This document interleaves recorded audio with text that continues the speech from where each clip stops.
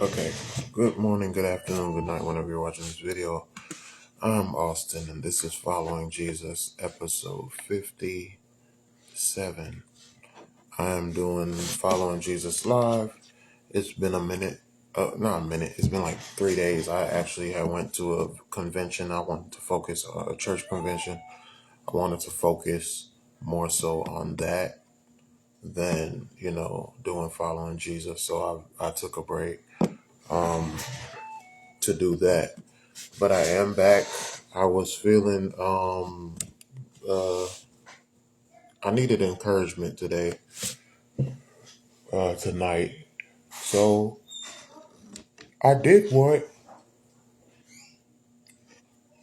kind of did what uh not Jesus did. We didn't get to the apostles yet, but I did what I believe the apostles did, is just started writing. Um Hold on, what in the world?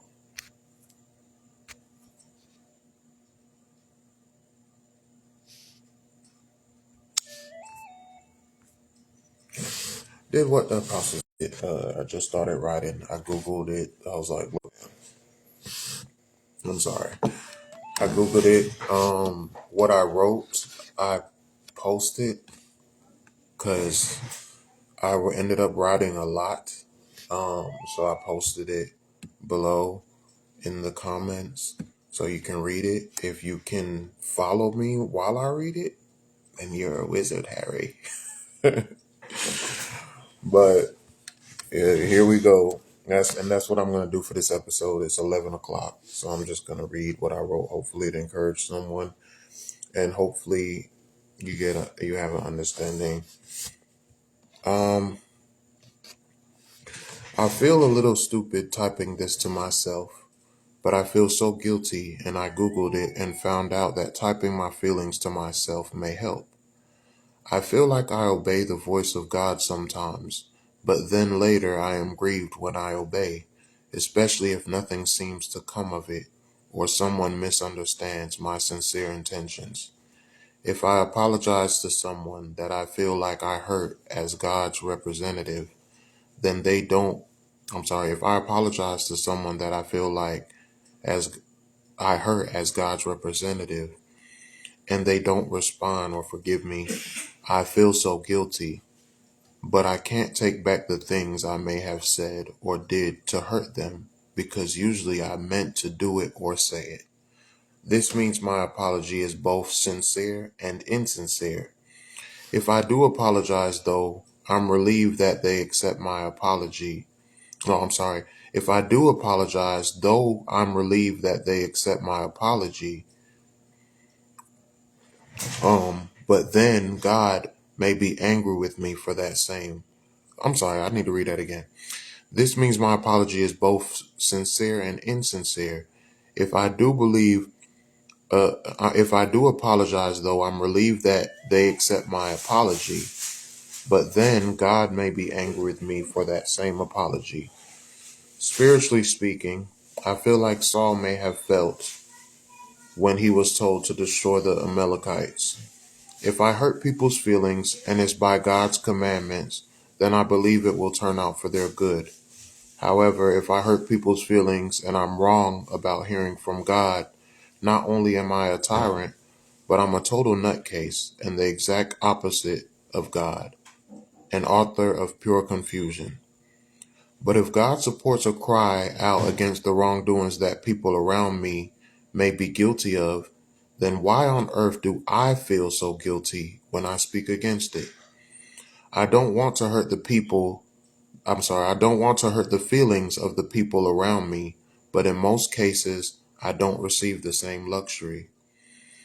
I take in a lot of crap, but I feel guilty for responding in kind.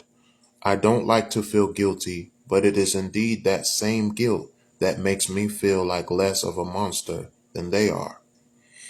Sometimes I envy the man who can hurt someone and sleep without a care in the world.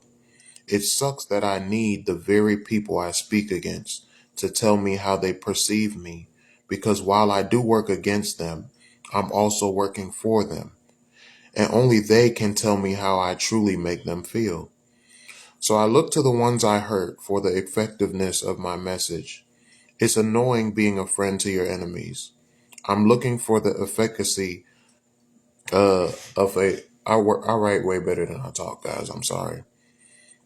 I'm looking for the efficacy of a work that I think I'm being asked to do, but I don't physically hear the voice of the one who's asking me to do it. I can't see him. All I see is the people he made me a light to, and I can't escape the belief that he did make me a light. The question now is, why make me a light? To do what? When I run from it and try to seclude myself from the feeling of existential guilt, when I run from it and try to seclude myself, the feeling of existential guilt begins to creep up in me. I feel like my experiences are not mine. They're other people's, and hiding them for the fear of seeming crazy or fill in the blank will put my light out. The only way for me to relate to people is to be or have been. However, I don't want to revisit who I used to be, because who I used to be hurt me, and most likely that's why I abandoned him in the first place. And I want to be, and I want to just be myself, but now he's gone. And even if he wasn't, this is a run-on sentence. I want to just be myself, but now he's gone. And even if he wasn't, how can I truly relate to anyone? If I speak of my own experiences, I appear selfish and self-centered, when in actuality, I speak of another man's experiences because my experiences are not mine. I express them to relieve the weight they hold on me so that I can handle the burden of yet another experience that I'll be able to relate to. It gets to a point where I don't fear the experience of death anymore. I don't want to embrace it, but if it comes to my doorstep, I can accept it. Why? Because that is why. Because that is the only experience that I can call my own now.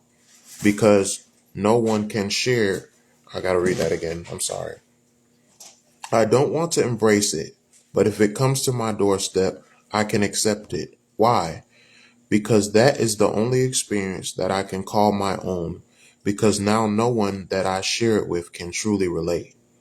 I no longer have to be to relate, because this is the start of a new experience, of which everyone who shares it doesn't need to relate anymore. They'll understand. It's the only thing that will make people see that not only are my experiences their experiences, but their experiences are mine. If people just knew who they were when they would know, if people just knew who they were, then they would know who I am. I'm you, empty, waiting to be filled with more new experiences that will define me. I give my experiences to someone who is unaware that I'm giving it to them, until finally I'm empty. What it feels like to be empty is an experience we cannot remember, but we've experienced it before. So to fear it is only for those who will still need to relate to understand. I'm hoping to continue to express the burdens of other people's experiences. You got a birthday present for me? Yeah, sure. It's not my birthday. It's this. Okay. Give me a second, okay? Okay. All right, and then I'll look at it. Okay. Go bring it in the room. I'm coming, all right? Okay. Where was I? Oh, I give my, like I said, I will have this on the YouTube. I'll have this in the comments for you. Not the comment. Yeah, either in the comments or in the description for you to actually read it. Because like I said, I just started writing this. And it encouraged me how I was feeling, just went away. I'm going to go back to, if people just knew who they were, then they would know who I am. I'm you, empty, waiting to be filled with more new experiences that will define me. I give my experiences to someone who is unaware that I'm giving it to them, until finally I'm empty. What it feels like to be empty is an experience we cannot remember, but we've experienced it before. So to fear it is only for those who will need to relate to understand. I'm hoping to continue to express the burdens of other people's experiences while praying that I will never be able to relate to some of them. I hope some of those people will never be able to relate to me either. Every man has his own cross. I hate it that people act as though they don't understand what it feels like to carry one. If you think this message is all about me, then you didn't get the message, and the message is not for you. This is the message that was given to me tonight to encourage myself. I hope it encourages you likewise, lights of the world. That is what came to me tonight. So as it came to me, I wrote, I had to reread it myself to understand. And I do understand. Hopefully you guys understand. That's the message for tonight. Again, like I said, it is late. We will go over Luke chapter 1, but I need a lot of time to go over Luke chapter 1 because I looked and it's like almost like 80 verses. I can't do that tonight. So again, this was a timely video for me, and I hope you guys enjoy the rest of your night.